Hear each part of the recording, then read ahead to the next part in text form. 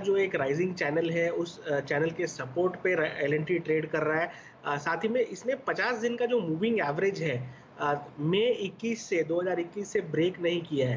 देखिए मुझे लगता है डिलीवरी पे लार्सन एंड टुब्रो को यहाँ पर बाय करके चलना चाहिए। स्टॉप लॉस बहुत छोटा है, 1650 का क्लोजिंग बेसिस पे स्टॉप लॉस रखिए, लेकिन मुझे लगता है आने वाले 3 से 6 महीने में आपको 1900 रुपए से लेके 2000 रुपए तक के लेवल, 1900 से 2000 तक के लेवल देखने को मिल सकते हैं लार्सन एंड टुब्रो में। तो आज की जो हमारी हाई कन्विक्शन आइडिया और डिलीवरी में है, लार्सन एंड टुब्रो बाय करके चलिए 1650 के क्लोजिंग स्टॉप लॉस से। ओके, आपकी एल&टी रिकमेंडेशन है, याद रखिए ये इंट्राडे प्रोस्पेक्टिव से कोई रिकमेंडेशन नहीं है, ये स्विंग प्रोस्पेक्टिव से, यानी आपको कुछ दिन रखना पड़ेगा तब जाके इसमें आपको पैसा मिलेगा। अच्छा राहुल जी, आपसे बात करते करते एक स्टॉक और याद आया, आदित्य बिरला फैशन 258.80। आज से मेरे ख्याल से 3 रोज पहले कमाई का अड्डा में आपने स्टॉक दिया था, कन्विक्शन आपको काफ़ी था इसमें स्टॉक में। अब आपका आउटलुक क्या है इस स्टॉक में? प्रॉफिट्स को कैश में कन्वर्ट कर लें या फिर भी बाकी एकदम कम? जी हाँ, देखिए डिलीवरी कॉल दिया था इसमें भी 275 और 300 के टारगेट के लिए, वो डिलीवरी कॉल अभी भी ऑन है। अगर कोई ट्रेडर भाई है जिन्होंने लिया है वो बुक कर सकते हैं, बट मेरे हिसाब से व्यू चेंज नहीं हुआ है यहाँ पर। स्टॉक में जो पोल एंड फ्लैग पैटर्न का जो ब्रेकआउट था वो अभी भी कंटिन्यू हो रहा है। इनफैक्ट लास्ट 4 सेशन से अगर आप देखेंगे तो स्टॉक में हायर लो का स्ट्रक्चर इंटैक्ट है। तो मेरे हिसाब से स्टॉक वोलेटाइल जरूर है, यानी कि कल के सेशन में स्टॉक ने ऑलमोस्ट 240 मारा था, फिर आज 260 वापस अचीव कर लिया, तो वोलेटिलिटी जरूर है, बट मेरे हिसाब से स्लो एंड स्टडी इसको आप अगर होल्ड रखेंगे तो 300 रुपए तक के लेवल अक्टूबर सीरीज में देखने को मिल सकते हैं। ओके, 300 रुपये तक के स्विंग मिल सकते हैं। और इस बीच अगर आप देखें एनबीएफसीज पे और एचडीएफसी बैंक पर प्रेशर बना के एक्सपायरी का गेम अगर आप देखें थोड़ा शुरू हुआ है, तो अल्टीमेटली 17,900, अल्टीमेटली अगर आप देखें तो 37,900 और 38,000 के कॉल राइटर्स ने अपना काम करना शुरू किया। 37,807 पे बैंक निफ्टी हल्का सा बैकफुट पे आके ट्रेड करता हुआ, और निफ्टी करीब करीब 17,804 पे, यानी इंट्राडे से लगभग 40-50 पॉइंट रिट्रेस होकर ट्रेड करता हुआ। आपकी स्क्रीन पे जरा एक बार चेक लेते हैं, एचडीएफसी बैंक है, एचडीएफसी बैंक है डेलो, थोड़ी सी सप्लाई मार्केट में आती हुई, और 1612 ये इस वक्त स्तर है एचडीएफसी बैंक का। और कुछ काउंटर्स जहां पे अगर आप देखें अनवाइंडिंग आ रही है, सुबह बजाज फाइनेंस का स्ट्रक्चर बहुत स्ट्रॉन्ग था, अब थोड़ा सा बैकफुट पे आता हुआ। जेएसपीएल आपकी स्क्रीन पे बैकफुट पे आता है 410 पे।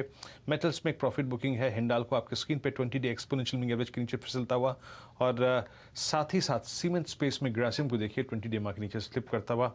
और एक एचडीएफसी हाउसिंग फाइनेंस कंपनीज में एचडीएफसी का मोमेंटम बार बार फिजल आउट होता हुआ 2744। आशीष, आपको लग रहा है कि ये एचडीएफसी की नॉन परफॉर्मेंस आप देखिए ना, हावी होती भी कहाँ, आपका एलआईसी हाउसिंग फाइनेंस कितना सब्सटेंशियल गेन लेके बैठा है पिछले 1.5 महीने में, बट वो मोमेंटम फिजल आउट हो जा रहा है बार बार एचडीएफसी से। कैसे अप्रोच करेंगे आप इस स्टॉक को?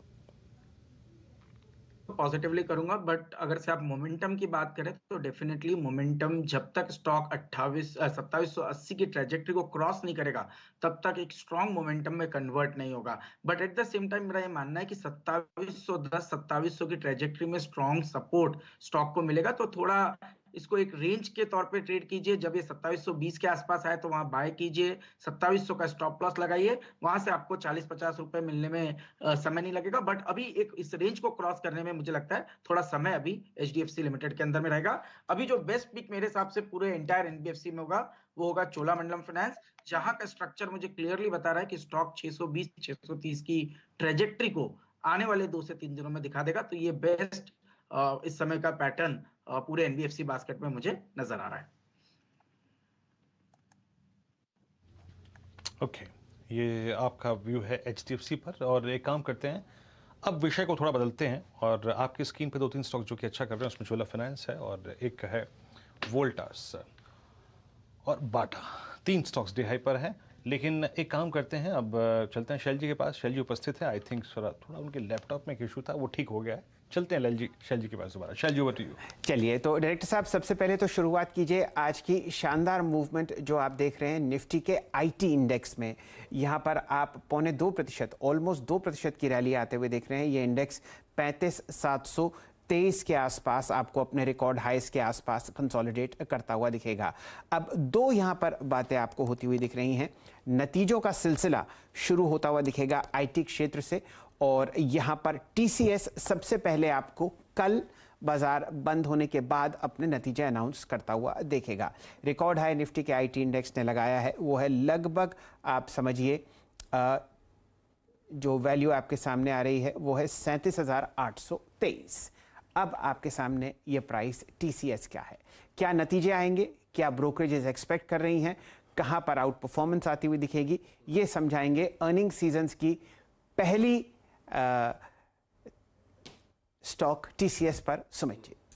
शुक्रिया शैलजी। देखिए, कल से आगाज होने जा रहा है आईटी के नंबर्स के साथ Q2 के जो आंकड़े हैं उनका, और इस तिमाही के आंकड़ों में बहुत सारी चीज़ें इंटरेस्टिंग होगी। सीक्वेंशियल बेसिस पे नंबर्स बहुत बेहतर आएंगे, कई कंपनियों के वाई बेसिस पे नंबर्स बहुत अच्छे आएंगे लो बेस की वजह से। पहले हम आईटी कंपनियों की चर्चा कर लेते हैं, किस तरह के एक आंकड़ों का अनुमान बाजार लगाकर चल रहा है। एक जीएम फाइनेंशियल की रिपोर्ट थी पूरा आईटी स्पेस के ऊपर, जो उन्होंने यहाँ पर इवेलुएट की है। उनका कहना है कि सेक्टर के नंबर्स काफ़ी बेहतर होंगे। इस सेक्टर में आय की ग्रोथ काफ़ी अच्छी आएगी, 7% के आसपास कॉन्स्टेंट करेंसी ग्रोथ आते हुए दिखाई पड़ेगी रेवेन्यू फ्रंट पर, और थोड़ा बहुत इंपैक्ट कुछ सेलेक्टिव कंपनीज पे होगा वेज हाइक का, लेकिन मेजरली सब बेहतरी करते हुए दिखाई पड़ेंगी। लार्ज कैप के नंबर उतने अच्छे शायद ना भी हो, क्योंकि वहां पे एट्रिशन का इंपैक्ट रहेगा, वहां पर वेज हाइक का इंपैक्ट रहेगा, लेकिन मिड कैप के नंबर्स तो बढ़िया ही आते हुए दिखाई पड़ेंगे। और मिड कैप में भी सबसे अच्छे नंबर जो ब्रोकर स्पेशली ब्रोकरेज हाउस में जीएम फाइनेंशियल मान रहा है वो है एल&टी इन्फोटेक के और कोफोर्ज के।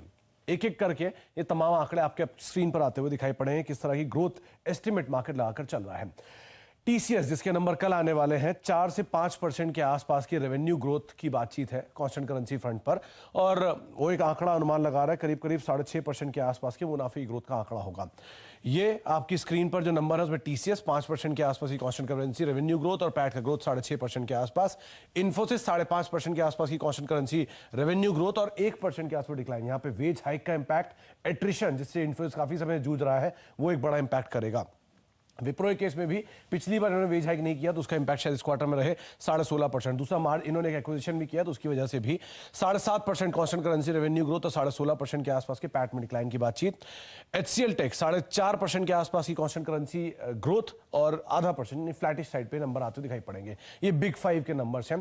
टेक महिंद्रा उनमें से एक और 5.5% के आसपास की कांस्टेंट करेंसी ग्रोथ और 0.5% के आसपास का पैट ग्रोथ। तो ये लार्ज कैप में तो आपने स्थिति देखी मोरलेस फ्लैट साइड पे आंकड़े होंगे। अब आइए मिड कैप पे, एल&टी इन्फोटेक 6.5% के आसपास की रेवेन्यू ग्रोथ, 8% का पैट ग्रोथ। सबसे बेहतरीन नंबर्स में से एक नंबर ये रहेगा। एम्फेसिस 5% की ग्रोथ, 4% के आसपास का मुनाफे में ग्रोथ। माइंडट्री 10% की कांस्टेंट करेंसी रेवेन्यू ग्रोथ, 3% के आसपास की प्रॉफिटेबिलिटी ग्रोथ। इसके बाद एक और नंबर प्लेट आएगी, उसमें कोफोर्ज के नंबर आपको दिखाई पड़ेंगे। सबसे शानदार नंबर उसी के हैं, 28% की प्रॉफिटेबिलिटी ग्रोथ, 10% के आसपास के रेवेन्यू ग्रोथ। जेंसार 10.5% की रेवेन्यू ग्रोथ, 12.5% के आसपास की प्रॉफिटेबिलिटी ग्रोथ और परसिस्टेंट 7% के आसपास की रेवेन्यू ग्रोथ और करीब करीब 2.5% की प्रॉफिटेबिलिटी ग्रोथ। तो फ्रंट लाइन के कंपैरिजन में मिड कैप स्मॉल कैप में बेहतर नंबर आने का अनुमान है, और फ्रंट लाइन में शायद थोड़ा बहुत इंपैक्ट एट्रिशन और वेज का आता हुआ दिखाई पड़ेगा। इसलिए आप फोकस मिड कैप कंपनियों के ऊपर ज्यादा कर सकते हैं।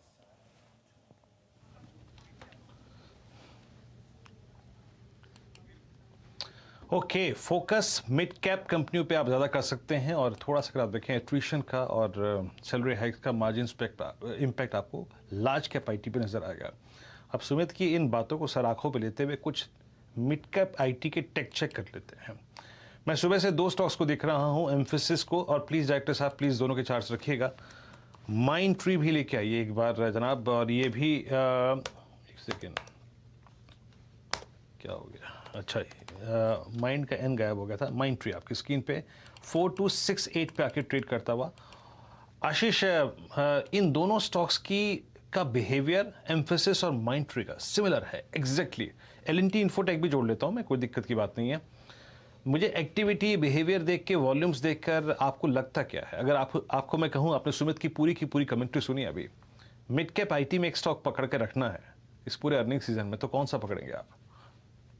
देखिए, वैसे तो अक्रॉस द बोर्ड पॉजिटिव है, पर अगर से एक ही स्टॉक चुनना हो तो फिर एम्फासिस के साथ जाना चाहूंगा, जहां बिल्डअप भी काफी स्ट्रांग है, वॉल्यूम्स भी इंकरेजिंग है, और ओवरऑल जो चार्ट पैटर्न है वो ये इंडिकेट करता है कि स्टॉक 3400-3500 की ट्रेजेक्टरी को जल्द ही क्रॉस करता हुआ नजर आएगा। तो 3120 के स्टॉप लॉस के साथ मेरा मानना है एम्फासिस के साथ बने रहना चाहिए। 34-3500 के लक्ष्य एम्फासिस के स्टॉक में नजर आएंगे। साथ ही साथ LTTS यानी कि Larsen and Toubro technology services, जहां आज आप देख रहे हैं 7% के करीब इजाफा OI में हुआ है, और चार्ट पैटर्न क्लियरली बताते हैं स्टॉक 5000 5200 के लेवल्स को छूने की कोशिश कर सकते हैं। तो यहाँ पे 46